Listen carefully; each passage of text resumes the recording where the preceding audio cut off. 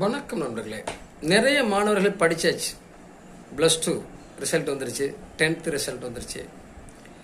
இப்போ என்ன படிக்கலாம், எந்த குரூப் எடுக்கலாம் அப்படின்னு நிறைய கேள்விகள் இருக்கு. நிறைய ஜோதிடர்களை நோக்கி நம்மளை நோக்கி நிறைய வந்துட்டு இருக்காங்க. மாணவர்களும் சரி, பெற்றோர்களும் சரி, என்ன படிக்க வைக்கலாம் அப்படிங்கிற மாதிரி வர்றாங்க. நான் பல தடவை நான் சொல்லியிருக்கேன், ஒரு ஜாதகத்திற்கு முக்கியம் அந்த ஜாதகத்தினுடைய திசா புத்தி தான். யோகமான ஜாதகமாக இருக்கலாம், அந்த ஜாதகத்தில் யோகமான நிலையில கிரகங்கள் இருக்கலாம். இப்போ உங்களை வழிநடத்துவது திசா புத்திகள் தான். இந்த திசையில புத்தி எந்த ரூட்ல போகுது, அந்த புத்தி சரியில்லாத போது நமக்கு கிடைக்கிறத வச்சு படிச்சுக்கிற வேண்டியதான். புத்தியும் திசையும் நமக்கு சாதகமாக இருக்கிற போது நமக்கு நல்ல இடத்துல இருந்து நல்ல இடத்துல சீட் கிடைக்கும். நம்ம நினைச்ச மாதிரி படிப்பு படிக்க முடியும்.